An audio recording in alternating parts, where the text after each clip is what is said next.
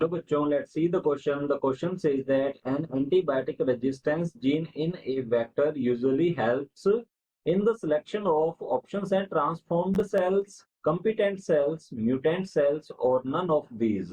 तो इस क्वेश्चन का जो की कंसेप्ट है यहाँ पर हमसे पूछा गया है कि एंटीबायोटिक रेजिस्टेंस जीन है, इनका वेक्टर में मेन क्या फंक्शन होता है।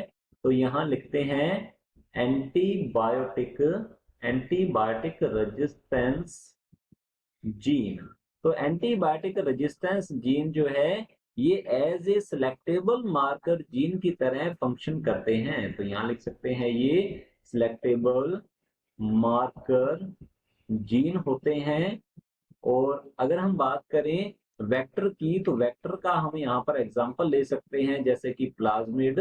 प्लाज्मिड जो है ये बैक्टीरियल सेल में प्रेजेंट होता है और ये extra chromosomal double standard circular DNA होता है, जिसका प्लाज्मिड जो कि प्लाज्मिड है इसका जेनेटिक्स में, बैक्टीरिया की जेनेटिक्स में किसी टाइप का कोई रोल नहीं है। ये सेल्फ रेप्लिकेट हो सकता है और इसके पास प्रेजेंट होते हैं सिलेक्टेबल मार्कर जीन जो कि होते हैं एंटीबायोटिक रेजिस्टेंस जीन। तो प्लाज्मिड जो है इसमें प्रेजेंट होता है एंटीबायोटिक रेजिस्टेंस जीन और ये as a selectable marker gene की तरह काम करेगा। अब ये करता क्या है सिलेक्टेबल मार्कर जीन? तो प्लाज्मिड जो है इसमें मेनली प्रेजेंट होते हैं ampicillin resistant and tetracycline resistance gene जो है प्रेजेंट होते हैं।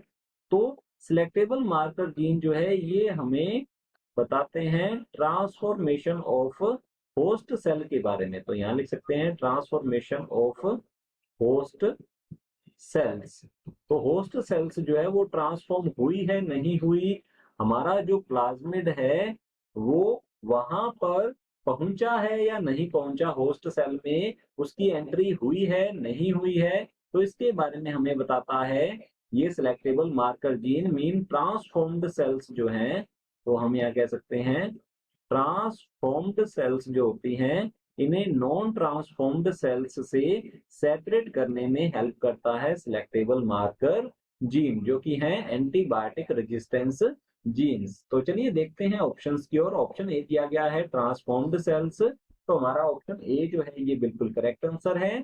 ऑप्शन बी दिया गया है कंपिटेंट सेल्स।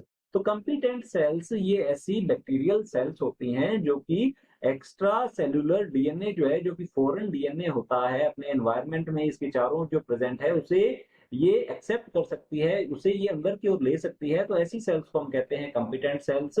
तो एंटीबायोटिक रेजिस्टेंस जीन जो है ऐसी सेल्स के बारे में नहीं बताता है, तो हमारा ऑप्शन बी रॉन्ग होता है।